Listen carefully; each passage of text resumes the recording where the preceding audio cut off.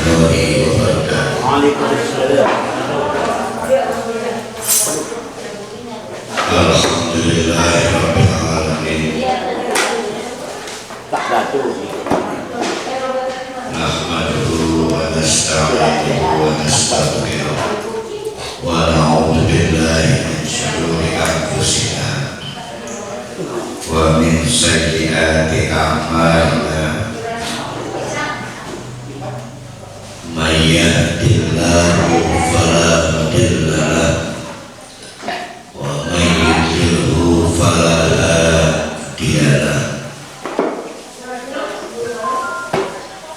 Asyhadu an la ilaha illallah wa asyhadu anna Muhammadan abduhu wa rasuluh.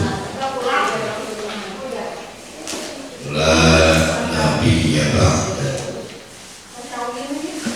Kita akan masuk surah baru, surah Az-Zukhruf.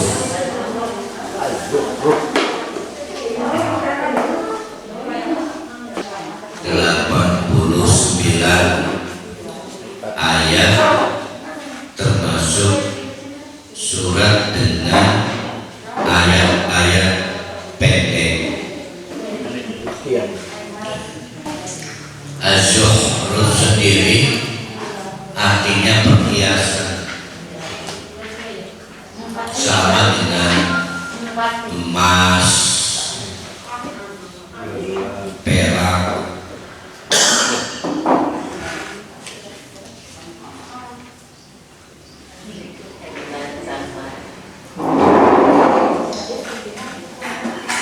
Mari kita kaji ayat-ayat kita, dimulai dari Hamim.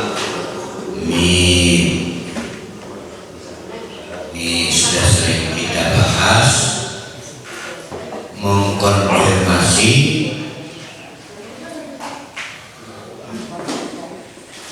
agar kita tidak sombong.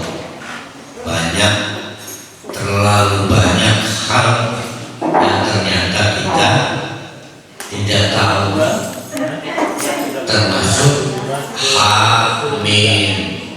Itu kita tidak tahu lagi. Ada juga pandangan begini, ha ya harf, salah satu harf hijaiyah.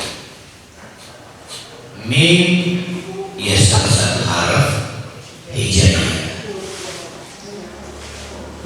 Berarti bagi pengguna bahasa Arab, ha dan mim itu bukan barang asing. Coba susun dengan harf ha dan harf mim menjadi sesuatu yang bisa dipahami. Sama dengan B, M. Coba susun kata dengan B dan M, ternyata nggak mau. Padahal huruf sehari-hari, itulah batas kemampuan kita untuk menegaskan, berkali-kali ditegaskan. Nabi Muhammad tidak akan mampu membuat susunan ayat walaupun huruf-hurufnya adalah sama dengan huruf-huruf yang digunakan pada saat berbahasa sehari-hari. Inilah Al-Quran.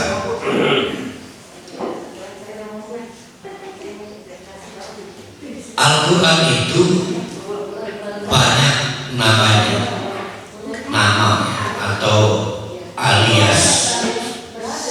Salah satunya Al-Kitabu, salah satunya Al-Kitab. Sehingga kalau di dalam Al-Quran berdiri sendiri disebut Al-Kitabu, maka maksudnya Al-Quran. kita kan berbahasa sehari Quran, tidak pakai alif lam. Quran. Walaupun sudah pasti orang Indonesia menyebut kata Quran, itu maksudnya Al-Quran.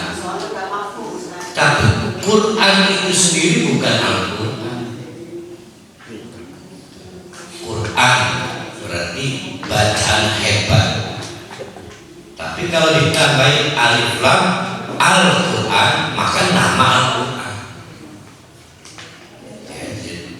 Jadi Quran tanpa alif lam berarti sifat buku itu. Bukunya buku apa tuh? Buku tipis, buku kandel, buku bagus, buku ale. Quranun, buku paling bagus ya. Tidak ada lagi yang bisa dibandingkan dengan buku itu. Apa syaratnya? Al-Quranun, baru itu namanya Al-Quran. Cuma sudah jadi resapan bahasa kita, yaitu Quran. Tidak ada lain maksudnya Al-Quran. Sebaliknya kita tradisikan menyebutnya duduk Quran, Al-Quran.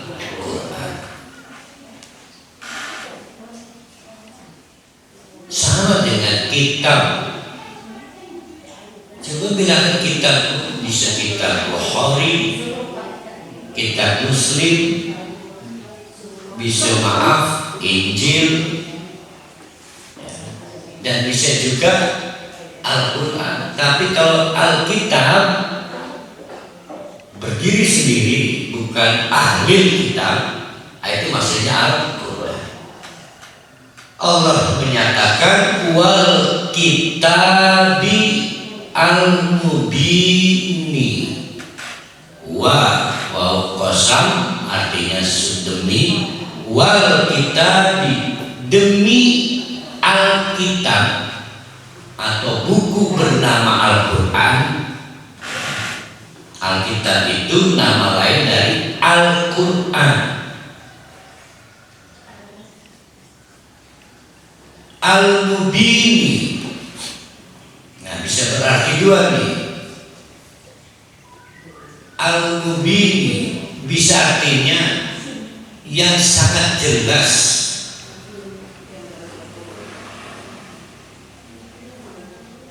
Kok jelas? Buat apa diperdebatkan lagi? Karena memang terbukti Nabi Muhammad tidak sama membuat buku semacam Al-Kitabu Al-Quran. Jelas satu ya. Bisa juga kemungkinan kedua yang menjelaskan, Al-Mubini yang menjelaskan apa saja kehendak Allah. Maka memperlakukan Al-Quran hanya untuk membaca, maka akan membuat Al-Quran itu buku tulis, buku cetak, atau tanda petik buku bacaan. Bedanya membaca buku bukan Alkitab tidak dapat pahala, ini dapat pahala. Tapi kalau ditarik dari garis thalabul ilm, menuntut ilmu, maka membaca buku juga dapat pahala. Kalau membaca buku itu tujuannya menuntut ilmu. Tapi bisa juga timbul bencana yang dibaca buku hutang. Jadi, lalu bagaimana Al-Mubini yang menjelaskan? Maka memperlakukan Al-Quran adalah menggali penjelasan Allah. Berarti kan bukan membaca, tapi mengkaji, mempelajari. Di wal kitabi, Allah bersumpah, wahai orang-orang Quraisy demi buku bernama Alkitab, Al-Quran Al-Mubini yang sudah jelas tidak perlu diperdebatkan siapa pembuatnya, juga menjelaskan segala hal kehendak Allah. Apa yang dijelaskan? Nah, ini kaitannya. Inna, sesungguhnya kami. Ini sih penjelasan. Ja'alnahu.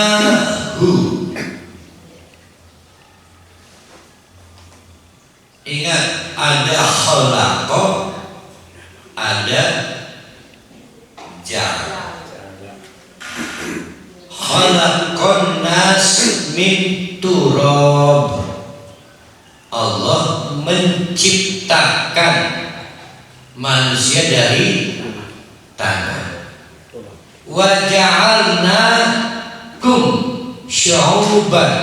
Itu bukan khalaqnakum. Ya. Saya ulangi, inna khalaqnakum min turab. Kami menciptakan kalian dari tanah. Beda dengan ja'alnakum syu'uban. Sama objeknya kita, menjadikan kamu berkelompok-kelompok. Ada menciptakan, ada menjadikan. Berarti menjadikan itu membuat sesuatu setelah diciptakan. Setelah manusia diciptakan namanya khalq, maka kemudian dijadikan ada perempuan lagi, ada berkelompok-kelompok. Sifat-sifat asasi dari manusia tidak bisa global, tidak bisa, pasti ada polarisasi. Sama dengan ini. Inna ja'alnahu, setelah Al-Quran itu jadi di Lauh Mahfuz, buang ini mau diturunkan di mana nih Quran? Masyarakat mana yang pertama? Kenapa yang pertama? Untuk pertama kali menerima Alkitab ini dipilih oleh Allah, Makkah, berarti Arab. Maka sebagaimana sifat Allah ingin membuat mudah bagi manusia, diturunkanlah Alkitab itu, yang dijadikanlah Alkitab itu dalam bentuk bahasa pengantar yang dipilih oleh Allah, turun di Arab, maka menjadi Qur'anan Arabiyyah. Berarti ada berapa sifat?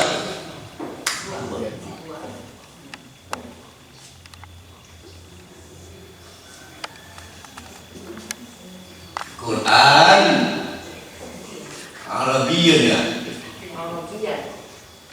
Ya, mereka lagi mufrad. Ini bukan Al-Quran maksudnya nih. Maksud saya itu tuh ya.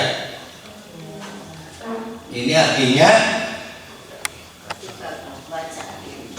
pintar tuh. Bacaan harus bisa dibaca. Karena ini bukan tradisi. Apa? Kalau kita dongeng disebutnya apa? Tradisi telinga itu mendengar. Ini bukan fabel, bukan dongeng. Ini tradisi literasi kan. Ini akan jadi tradisi baru karena di zaman Nabi Musa, pada waktu Nabi Isa itu menyampaikan wahyu Allah, ada Injilnya. Ada, kita jelasin. Hanya Al-Quran, kitab suci yang penyusunannya Nabi masih hidup. Nabi masih bagus itu. Penyusunannya menjadi Quran dapat dibaca, ada duplikasinya, ada teks, ya, tidak berbasis di ingatan hafal. Nabi wafat, Quran selesai. Penulisan ulang. Injil ditulis setelah Nabi Isa meninggal. Purna tugas yang diangkat ke langit. Musa juga gitu.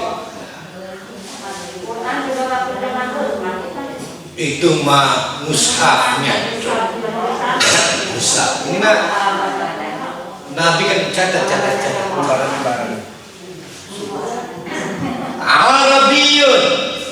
Arabiyun artinya di sini apa ya?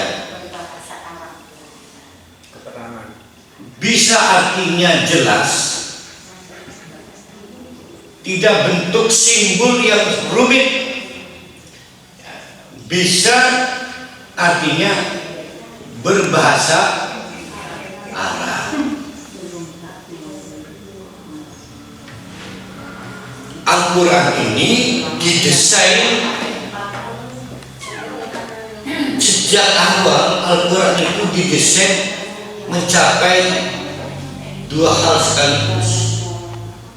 Satu, sebagai kitab suci yang tidak perlu ada perdebatan soal teksnya, Quran. Maka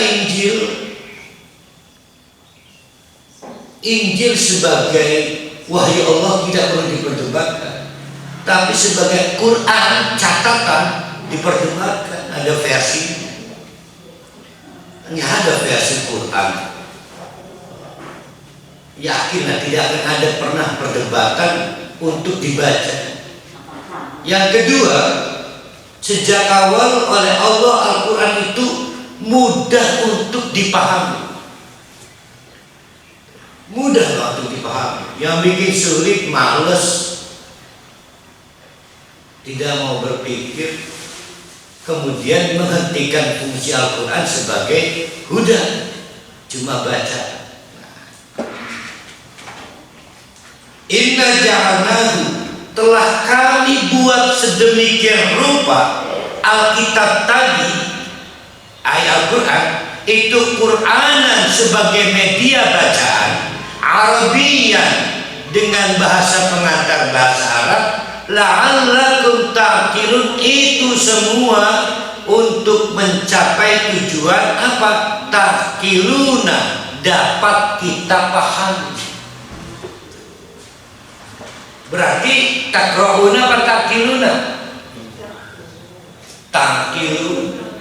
Bukan la'allakum takra'una, tapi la'allakum ta'qiluna.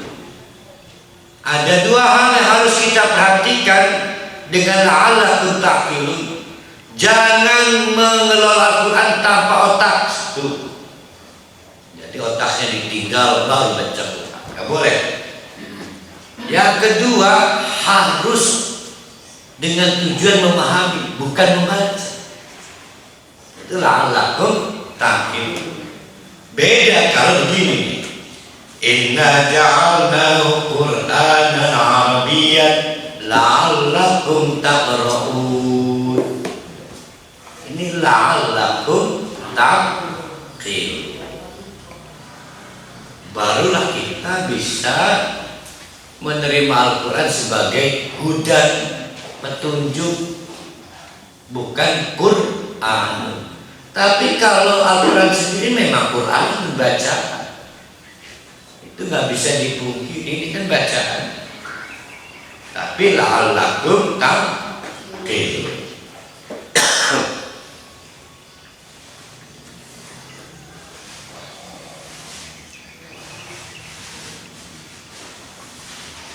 Kendati pun seperti itu faktualnya. Ini sejarah di zaman Nabi dan di kita juga begitu. Jadi begini kan. Ini namanya Quran, bukan Al-Quran. Arabiyun, baru kita paham. Jadilah Al-Quran.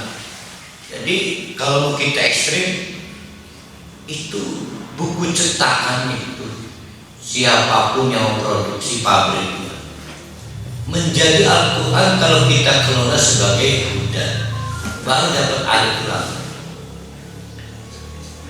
Itu kalau kita ekstrim. Kendati pun begitu, sejarahnya tidak bisa dilupakan bahwa Al-Quran ini telah jadi utuh di laut mahfuz. Kita harus ngandel itu. Kita selesai. Ustaz, mungkin tidak Allah menentukan turun di Indonesia. Pasti jadinya Quran bisa Arabian, tapi artinya bukan bahasa Arab. Jelas. Karena Arabian itu tidak artinya hanya berbahasa Arab, tapi jelas. Tapi Al-Quran Allah menetapkan turun di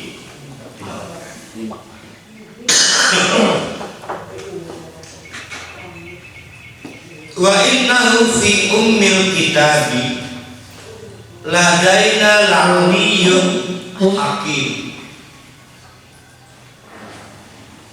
Ketahui juga selain secara fisikal seperti itu, Al-Quran itu berarti non fisiknya, tadi fisik. Secara non fisik, fi ummil kitab. Nah ini nih yang jadi masalah. Umun artinya apa? Umun ibu, induk, itik kehilangan induknya. Master. Bisa mas. Umun itu artinya yang terpandang. Kenapa disebut terpandang? Kendati pun banyak orang sorot mata tertuju kepada satu titik sosok tertentu, dialah ummun. Nah, itu namanya yang terpandang. Jadi terpandang karena mengacu pada satu titik seluruh sorot mata, juga terpandang karena memang paling menonjol, paling dibutuhkan. Itik kocar kacir kehilangan induk. Ummun maka artinya induk. Ummul kitab. Ustaz, berarti ada induk dari kitab-kitab itu lah. Ummul kitab, bukan Al-Fatihah ini. Ummul kitab. Di mana itu? Di dalam kekuasaan Allah. Dari situlah kemudian ada Al-Quran, Al-Injil. Ada induknya. Kata Allah, di kalangan varian Alkitab, nah maksudnya gitu ya, di kalangan varian Alkitab jadulnya Al-Quran. Maka ladaina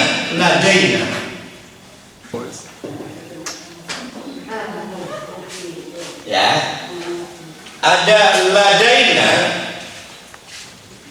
bersambung dengan alat. Artinya apa ladaina? Di sisi kami.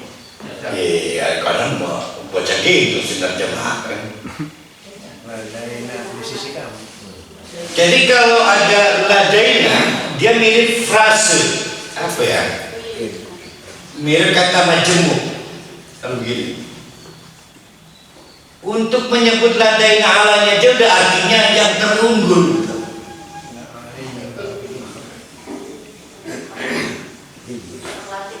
Jadi artinya bukan di sisi kami, tidak sekedar di sisi kami.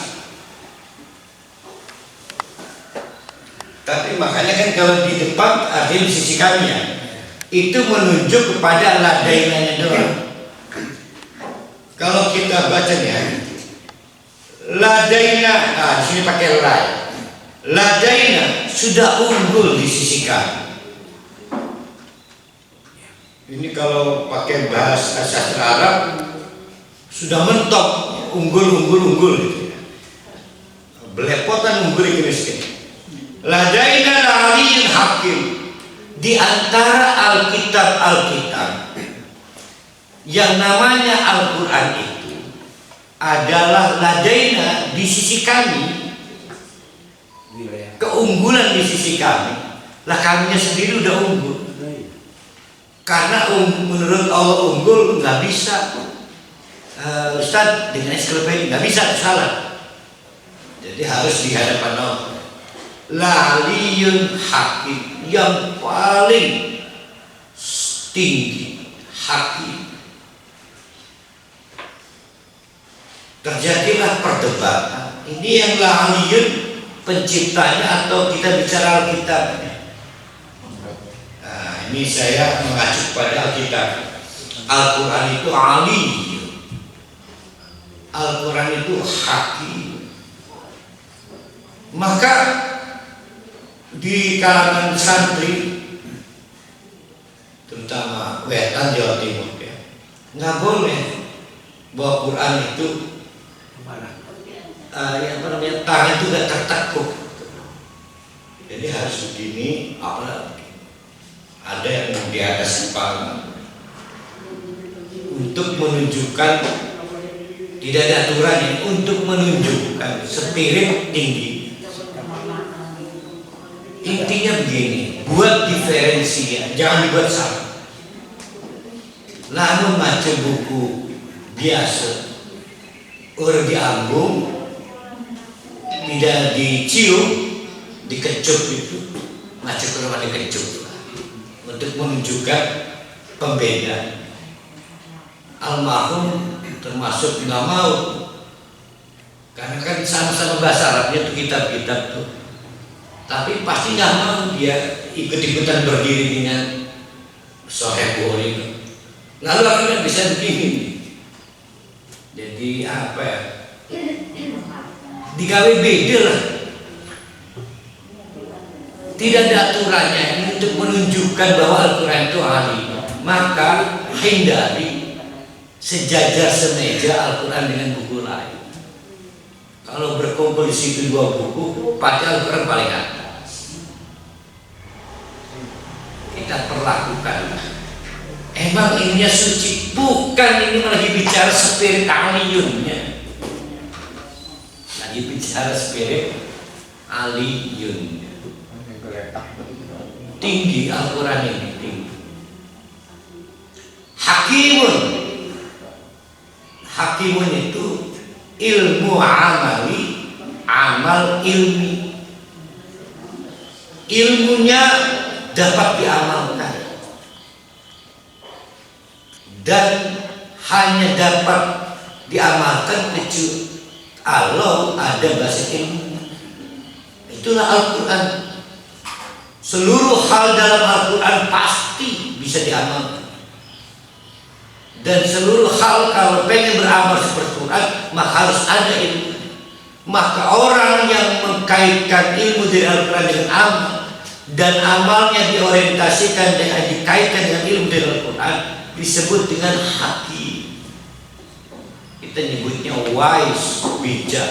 Nah, Al-Quran ilham, tidak ada yang meleset dengan memegang Al-Quran, karena selalu berkesesuaian antara ilmu dengan amal, antara amal dengan ilmu. Perhatikan takbir. Allah perintahkan ngangkat tangan apa ngangkat kaki? Coba ngangkat kaki ngegubrak. Lihat, kenapa talak diserahkan pada laki-laki?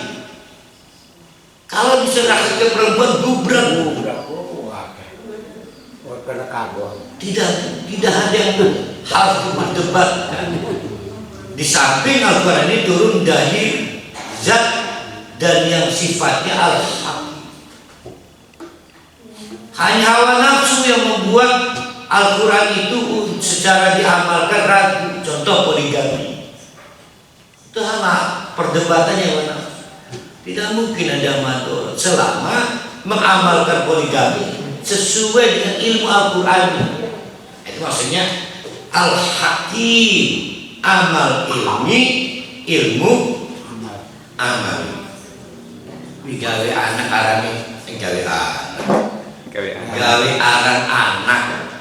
Amal amali, amal ilmi. Dengar ya. Lana wadarnya. Amal ilmi. Amal tambah lagi imani. Tambah imani. Tambah lagi imani. Udah nama rawi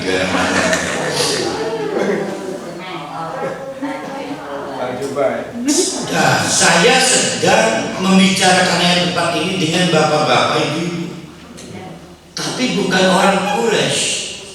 Nah, ini jadi problem. Bapak-bapak, ibu-ibu bukan orang Quraisy, bukan orang Mekah Quraisy, yang punya dua problem. Satu, belum bulat penuh percaya Nabi Muhammad itu nabi. Yang kedua, belum bulat penuh hijrah itu nikmat. Mereka ini kan penganut kebiasaan lama. Orang kafir Quraisy kan bukan orang atau kelompok ateis, bukan. Duwe berhala, duwe amalan, duwe selamatan. Menghadapi seruan Nabi Muhammad untuk hijrah, ini problem. Tiba-tiba oleh Allah diterangkan, wa innahu fi ummil kitabi ladaina la'aliyyun hakim. Apa yang bisa bapak-bapak ibu bayangkan dalam menjadi orang Mekah Quraisy? Agama, amalan, ibadah orang Mekah Quraisy sebelum Nabi Muhammad diminta menyampaikan wahyu berbasis jereh-jereh, taklid, tidak punya teks, tidak ada kitab suci, tidak ada rujukan, sama dengan suku-suku itu. Maka yang tempat ini menampar tradisi keagamaan orang Mekah Quraisy. Kalau kamu meyakini agama kamu benar, mana catatan teks? Nah, itu maksudnya. Ya, maksudnya itu. Saya kan bapak-bapak ibu-ibu bukan orang Mekah Quraisy. Ini menyesakkan dada yang tempat ini buat orang Di Mekah. Indonesia juga sama Ustaz, sebelum itu kan Hindu Buddha yang pertama. Lah ya kan para hal hidup sekarang ke zaman Buddha. Iya betul. Kalau kita mau saya mau kurang referen cerita Buddha itu. Nah, sebelum Islam kan Indonesia. Iya sebetulnya mirip dengan Animisme. pendahulu kita berdakwah di sini, benar mirip. Nah sekarang Jadi itu kuncinya di mana? tantangannya berat sekarang. Namun sayang hawa nafsu merasa best praktisnya, misal gini, orang Mekah Quraisy sembengen dulu kene uri menyembah berhala uri, Tradisi. tidak ada azab, tidak ada. Kalau kita terjemahkan di Indonesia, udah sih jangan bikin hal-hal baru. Begini aja udah maju ekonomi kita. Nggak mau tuh hijrah. Nah begitu terjadi perdebatan soal tempat ini, maunya orang-orang Mekah Quraisy, udah sih jangan paksa kami berubah. Kami sudah melakukan yang terbaik. Tidak ada masalah dalam pertumbuhan kehidupan kami di Mekah. Maka Allah bertanya, afanadribu ankum dzikra safha an kuntum qauman musrifin. Apakah harus membuat kami berhenti untuk mengingatkan kalian hanya karena kalian merasa apa yang dilakukan sekarang ini tidak ada masalah? Ingat, am kuntum qauman musyrikin.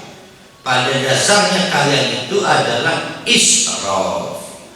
Nah, apa israf? Artinya mubazir. Di sini di depan melampaui batas, berlebihan. Ada dua sudut kapan orang disebut israf. Saya mestinya memberi pada pajak. Jelas dia yang saya butuh pemberian saya. Malah saya berikan kepada para hal yang tak butuh. Maka pemberian saya israf. Kalau bisa, pasti pemberian saya tidak sangat bermanfaat untuk pajak dan akan sangat bermanfaat untuk Pak rohani. Satu sudut. Sudut kedua, tidak ada masalah baik Pak Jamal maupun Roh Rohani, dua-duanya butuh. Tapi saya salah memberi. Pak Jamal butuh mobil, saya beri motor. Nah, itu juga Islam. Itu Islam. Bukan menerima dengan syukur. Dari sisi pemberi sama pemberi. Ya, pemberi. Sekarang dari sisi penerima. Jamalnya nerima mobil. Udah tahu yang diterima mobil, ekspektasinya motor. Bisa dipakai nggak mobilnya? Nggak bisa. Sama dengan makan teri, ngebayangkan Bandung. Enak nggak makan teri rasa Bandung? Kenapa sih bisa terjadi begitu? Kenapa orang kafir Quraisy itu tidak paham bahwa Al-Quran ini aliyun, bahwa Al-Quran ini hak? Akhirnya di tangan mereka Al-Quran itu israf, tidak terkelola dengan baik. Mereka menjadi musrifin, berlebihan.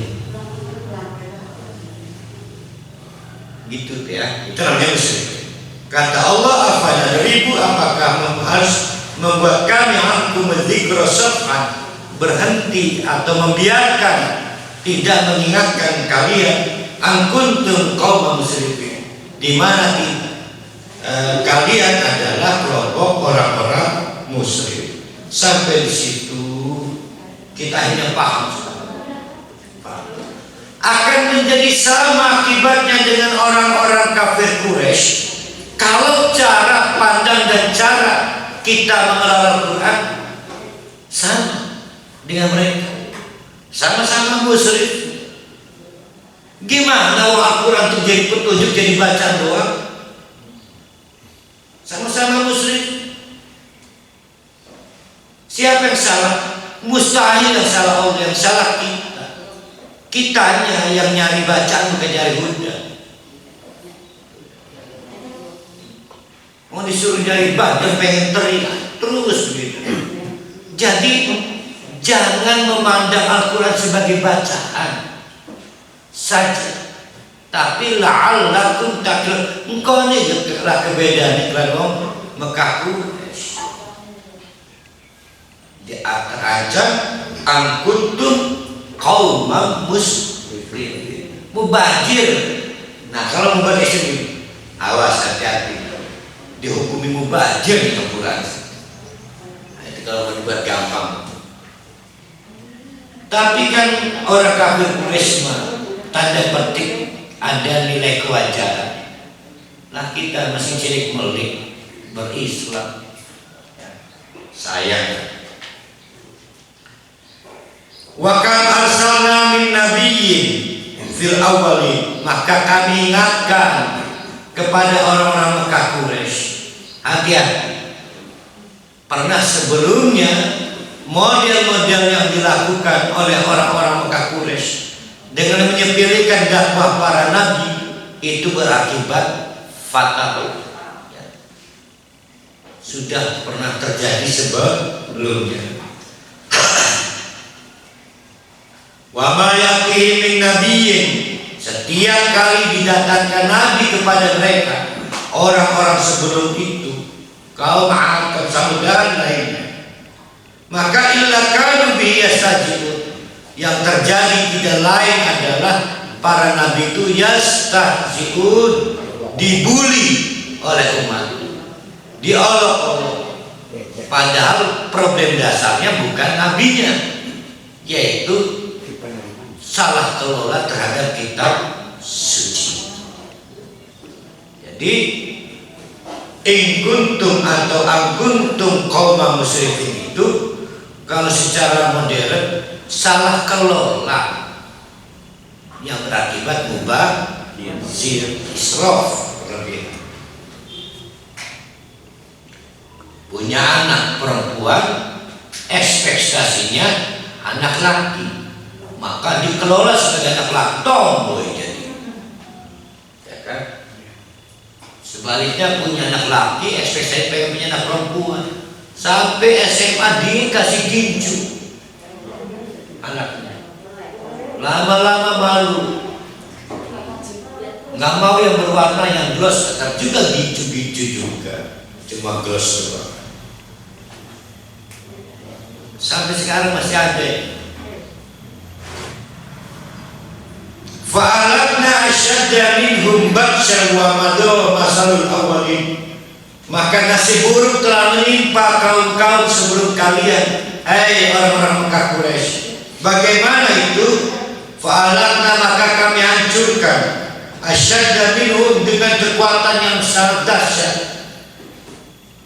sehingga kelompok-kelompok yang kuat secara fisik sekalipun dibanding orang Mekah, ya batsyan secara fisik itu tetap hancur. Wa madaw masalul awwalin, dan sudah berlalu contoh-contoh orang-orang terdahulu.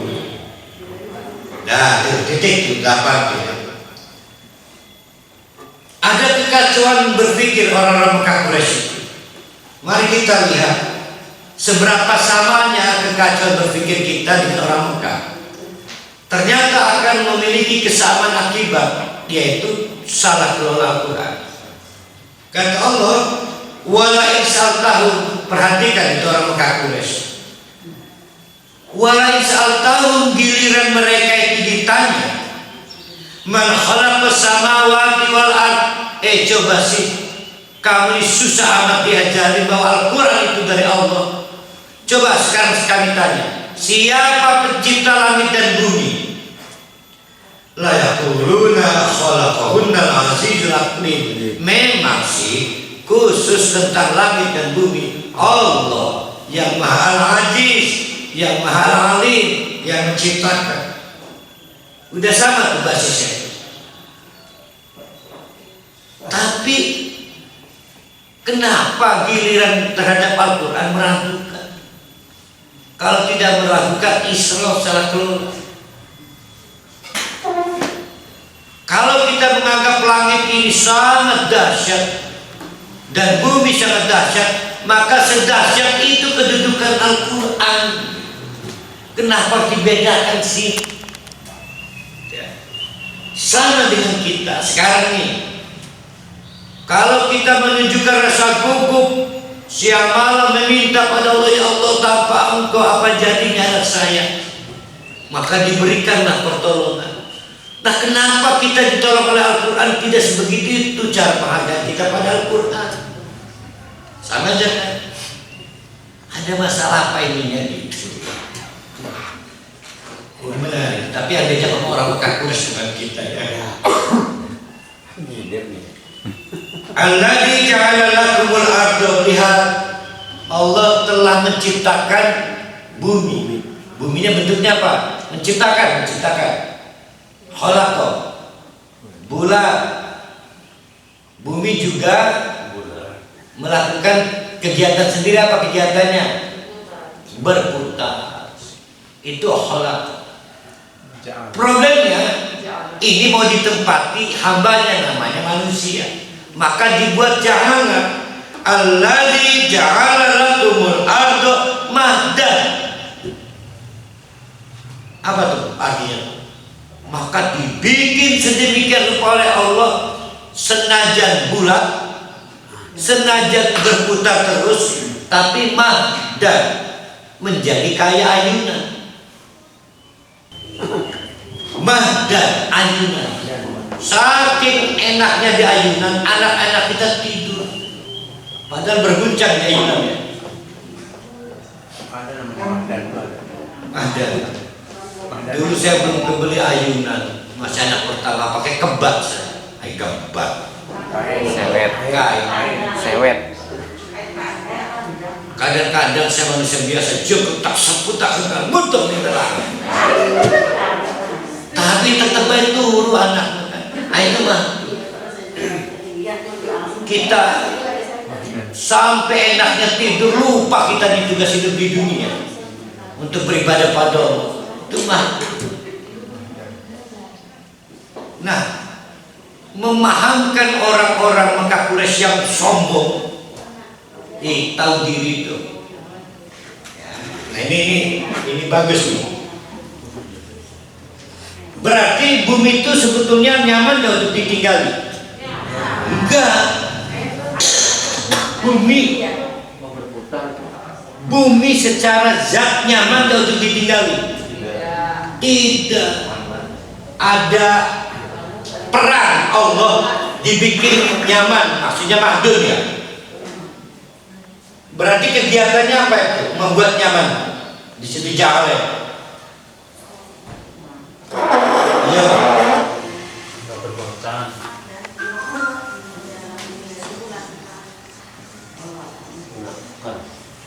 Siapa yang menaklukkan bumi sehingga bisa tidak terbakti? Allah. Jangan latah. Izin mama, kemana nak? Mau menaklukkan bumi. Allah yang menaklukkan bumi untuk kita. Nah, bahasa Arabnya di Quran sakhar. Itulah doa kita mau berangkat kemana pun. Iya, pergi. Kan nanti ketemu.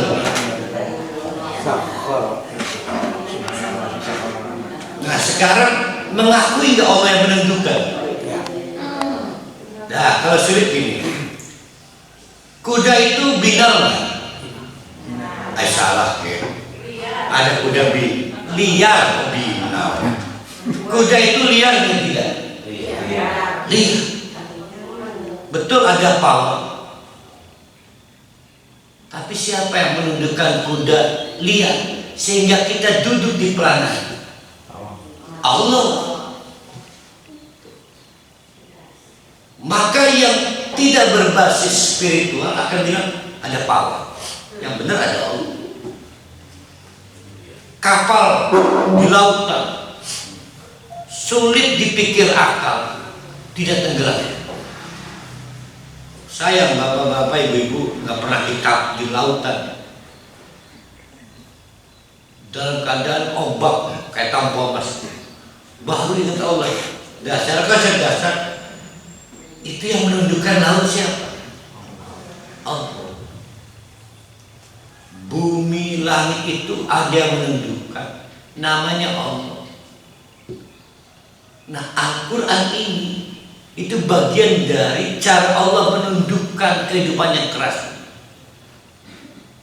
Maka peganglah Al-Quran kalau kita ingin menikmati semua kebaikan Allah. Nah, si orang Mekah Quraisy itu guati diajarin. Nanti kita akan fokus sama susahnya nggak kita di orang Quraisy. Nggak beda. Beda ya? Nggak beda. Oh, nggak beda. Setelah bumi diciptakan, maka alladzi ja'ala lakumul arda mahdan. Terasa tidak oleh kita bahwa bumi ini dibikin sedemikian rupa, dijadikan sedemikian rupa oleh Allah agar mahdan, bisa seperti ayunan. Wa ja'ala lakum fiha subulan. Lalu kemudian di bumi itulah kita mendapatkan berbagai jalan la'allakum tahtadun. Ya, mudah-mudahan kalian mendapat petunjuk ketika di jalan itu. Ini ayat ke-11, perlu kehati-hatian.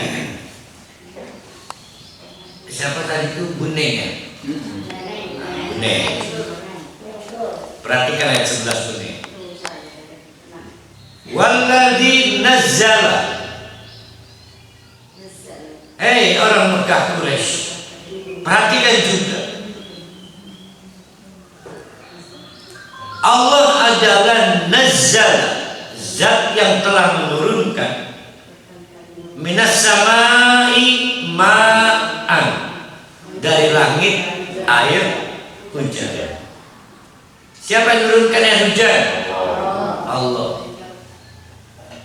Berarti huwa ya. Perhatikan istilah huwa ya.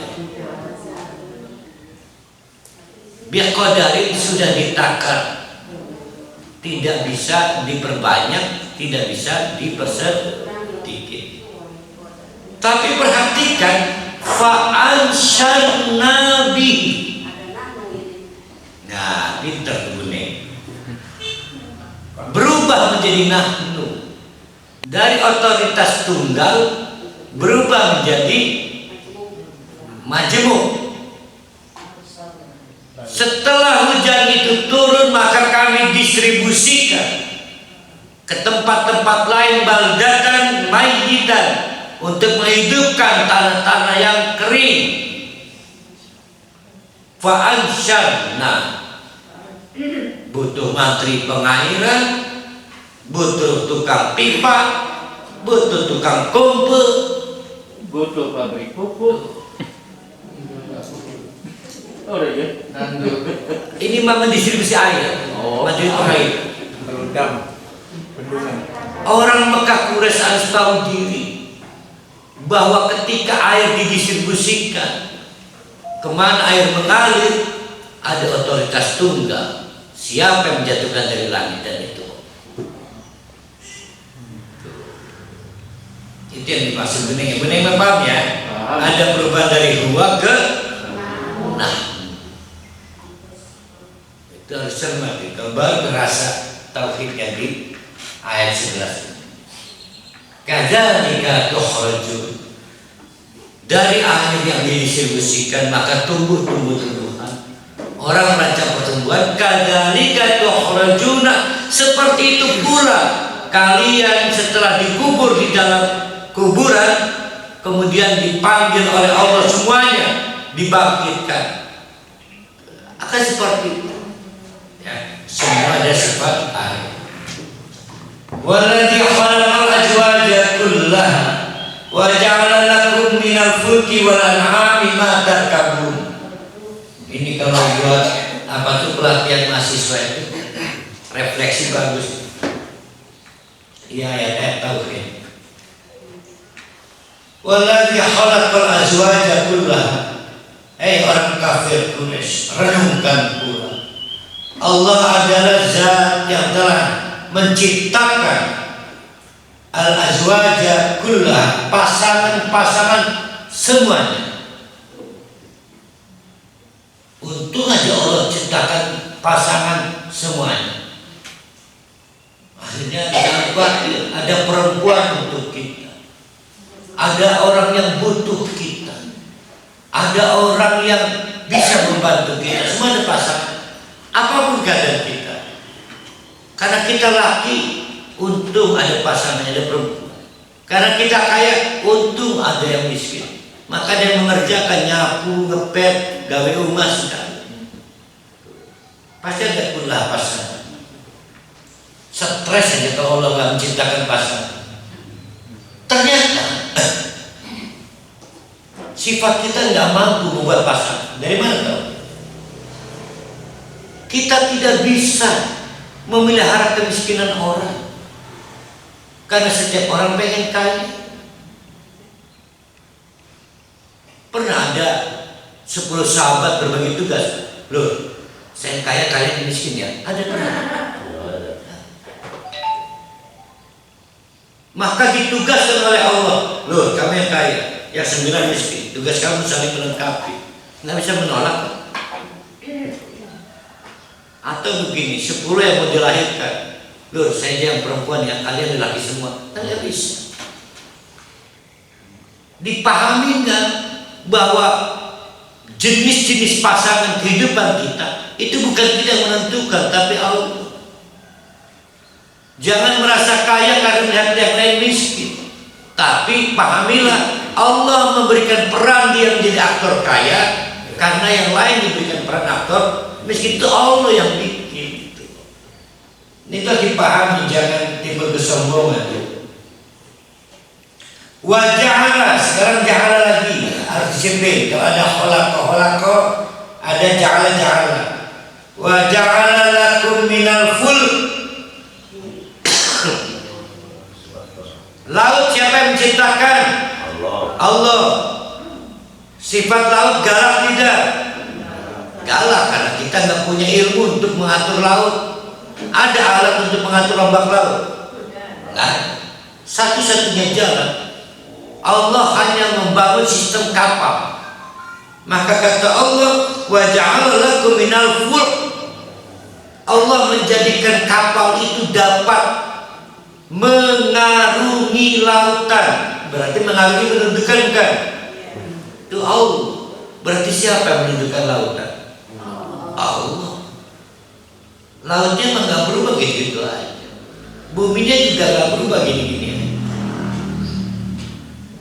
Teman-teman, para almarhum di kapal Titanic itu sesumbar dalam penjelasan di depan awak media sebelum berlabuh pertama. Ini Tuhan juga sulit tenggelamkan kapal Titanic. Udah nonton berapa hari? Sebelumnya gawat orang Titanic. Akhirnya tenggelam juga. Sombong. Bukan kapalnya hebat, tapi Allah menundukkan lautan. Menundukkan lautan. Wal an'ami ma tarkabun. An'am, binatang-binatang pada dasarnya liar enggak? Tadi udah dibahasnya. Muncul nih benar ini. Liar kan? Pawang bisa nggak membuat kuda itu liar? Tidak liar? bisa.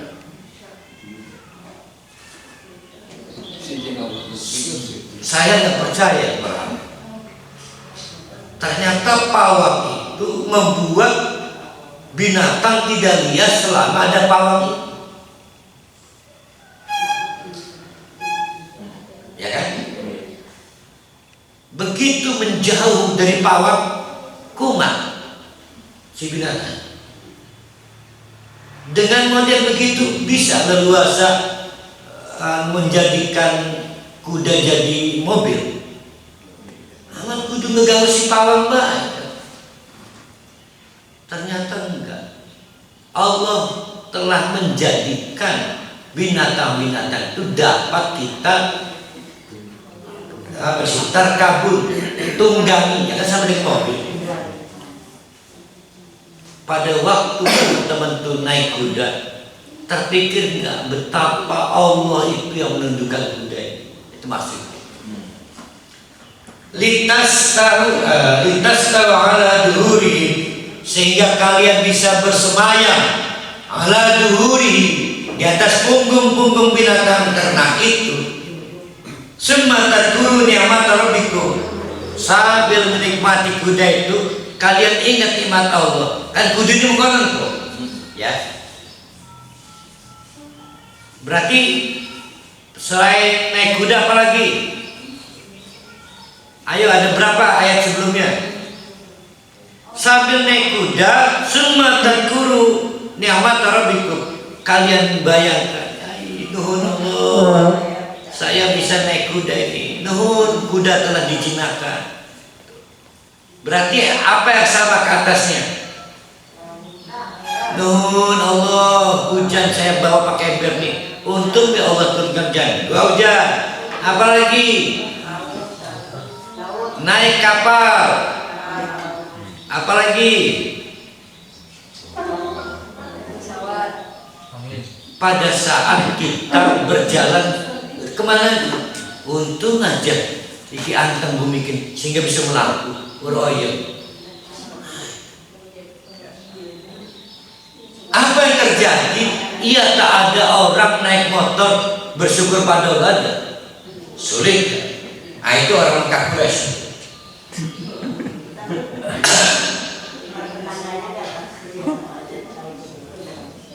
Mestinya pada saat kita naik kuda di atas punggung binatang apapun, semata turun ni'mat rabbikum, kemudian mengingat ke Allah, kalau engkau tidak tundukkan binatang ini mustahil kami bisa di atas pelana ini. Idza stawaitu alaihi, maka pada saat kita itu duduk di atasnya, wa taqulu, berdoalah, subhanalladzi sahhara lana hada wa ma kunna lahu muqrinin. Itu doanya orang. Nah, jadi masalah menjadi doa orang bepergian. Kalau konteksnya ayat mana? Ayat berapa? 13 ya? Betul, kalau konteks ayat 13 diambil. Padahal kan dari sejak bumi jadi ayunan. Apalagi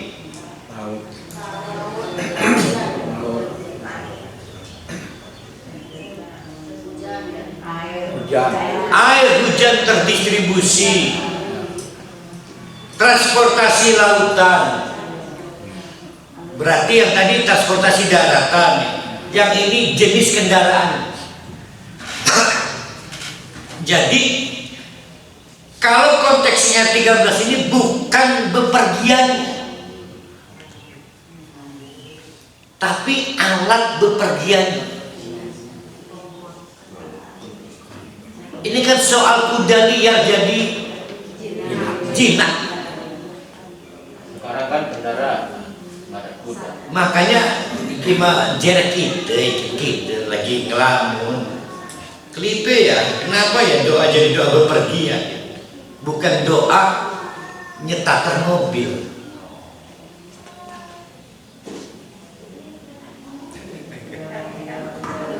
Oh, ini salah kuda. Nah, oleh karena itu nih ya, ayat ini kita tarik ke ayat 10 dan kita tarik sejak ke ayat 10. Bukan soal hanya kuda, tapi soal bumi dibuat menjadi ayunan, soal air hujan diturunkan dengan kekuasaan Allah biqadarin sehingga ramah dan takarannya, soal bagaimana lautan dapat kita seberangi, soal bagaimana binatang-binatang dapat kita gunakan untuk menjadi alat berkendaraan. Jadi apapun yang membuat kita bisa fisabilillah, itu harus kita mengucapkan subhanalladzi sahhara, ya Allah, bukan engkau, tidak ada kecuali engkau, zat yang maha suci, alladzi sahhara lana hada. Terima kasih telah engkau tundukkan semua hal ini untuk kami sehingga dapat kami gunakan. Wa ma kunna lahum. Nah, itu. Jadi yang benar doa apa ini? Doa ketika di perjalanan atau mau jalan atau start? Doa untuk menapaki fisabilillah. Lihat tuh. Pengasal nunggang aku baik. Wa ja'ala lakum fiha subulan la'allakum tahtadun. Makanya lihat ayat 10 nih.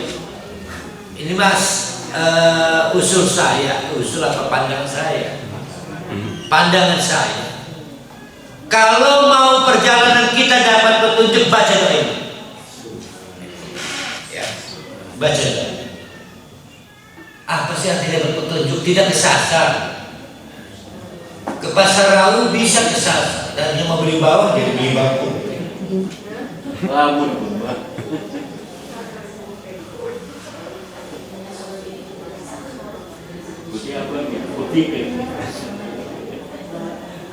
Tapi pada hafal ya. Tapi dia kali.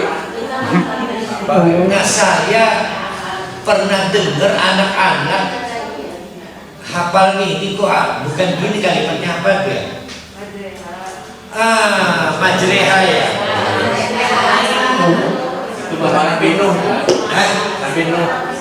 Iya pakai dulu ya. Padahal mah asik ini. Naik kapal. Kalau saran saya mah hebatan ini. Baca dua-duanya. Apa ya? Lebih kepada ayat 10-nya. Jadi wa ja'ala lakum fiha subulan la'allakum tahtadun. Lebih menggiurkan ke la'allakum tahtadun. Kalau bukan mereka Nabi, lebih dibutuhkan sekarang. Kita di tengah-tengah banyak godaan petunjuk. Mau pakai petunjuk Komnas HAM, petunjuk Polda Metro, membingungkan. Apa petunjuk RPJ? Mungkin ayat ini turun sebelum Nabi Nuh. Lain dua-duanya kan kita dapatnya dari Quran, orang semuanya. Mungkin di Majriha ada ini ya, bacaan Majriha ya. Dari orang Musa. Jadi Turunannya bisa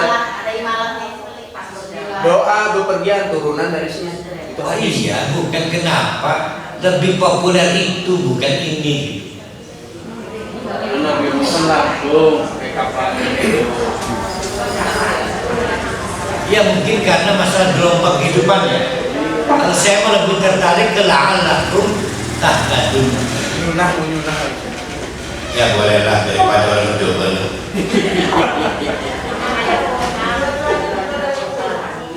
Jangan berhenti di tadi itu. Wa inna ila rabbina lamunqalibun. Mungkin banyak hal terjadi, yang pasti tersesat jalan. Tersesatnya jalan, ya Allah, kembalikan aku padamu. Wah, itu hebat. Tersesatnya jalan, tolong tersesat padamu. Itu amat ya, tersesat banyak Allah ya. Berarti kintir ya. Ya kintir. Kanyut. Ya kan kanyut itu kan belum berdaya. Sekanyut-kanyut itu kita kanyut nih Allah. Lamun qalib. Andai kata harus tersesat jalan, ya Allah, lamun qalib, kembalikan aku pada Engkau ya Allah. Wa ja'alu lahu min ibadihi juz'an. Titik ya 14. Sekarang ayat 15 ini kembali lagi ke ayat 4 ayat 543. Lagi-lagi orang Mekah Quraisy itu problemnya berat. Mungkin IQ-nya rendah bagaimana. Akhirnya nawar. Kata mereka, ada gagasan baru buat mereka begini. Kalau ada anak lahir, berarti dari sperma dan ovum. Berarti si Manar, saya, anak gegawan almarhum dan ibu. Gegal bisa sifat, kita nyebutnya apa itu, genetik. Ada bawaan genetik. Kata orang Mekah, kegedean ngomong Allah pun aduh dua berat. Istilah jangan dipermudah aja Muhammad. Yang punya sifat Allah aja sih, genetiknya. Itulah gagasan anak Tuhan. Maka mereka menawar, tolong sih jangan dipersulit cara beragama. Wa ja'alu lahu min ibadi juz'an, maka mereka memohon agar ada yang dipilih dari hamba Allah ini, tapi bukan Muhammad ya, tolong ya, yaitu juz'an, bagian dari genetik ketuhanan. Innal insana lakafur mubin. La yakin Allah komentari orang-orang yang mengajukan konsep ada agent Tuhan, anak Tuhan, itu jelas kekafiran. Ternyata mereka maunya perempuan, anak Tuhan, sehingga patung-patung itu didandani jadi hiasan. Satu sisi aneh dari Allah, aneh sih, karena kultur orang Mekah pada saat itu nganggap perempuan itu aib. Salah, nganggap anak perempuan itu aib. Praktek-praktek di beberapa suku, untuk orang tertentu kalau punya anak perempuan mendingan dikubur. Dijelaskan dalam banyak karya-karya sosiologi di saat itu. Kenapa sih orang Mekah Quraisy itu malas punya anak lagi? Dari beban murid, menghabiskan waktu. Setiap kali mau diajak pergi, habis waktu. Kok bisa dandan? Satu, dandan. Ada salah konsep cara pandang orang kafir Quraisy pada perempuan. Tapi nggak bisa disalahkan, itu warisan lama. Pernah dialami oleh Imran. Masuk Umar. Imran dulu. Akhirnya lahir Maryam. Ati pengennya lana untuk meneruskan tugas-tugas di mihrab. Tapi apa yang terjadi? Diberi anak perempuan, diberi dan caption oleh Allah, ini bukan perempuan biasa. Memang jadilah ini Maryam. Nah, anehnya orang Mekah Quraisy itu kalau kawadon itu aib, sudah tahu perempuan itu aib, tapi anak-anak Tuhan dibikin perempuan. Andai kata dibentuknya malaikat, dibikin perempuan. Maksud saya, ini masih turun sekarang. Dulu mah ada poster burak, kepalanya perempuan. Darah dikit. Serius katanya kan 15 saya dikit. Tapi ayat pendek itu lama, ayat pendek itu. Sedangkan ininya 8 untuk 9. Aku qouli hadza wa astaghfirullah innahu ghafurur rahim. Assalamualaikum warahmatullahi wabarakatuh.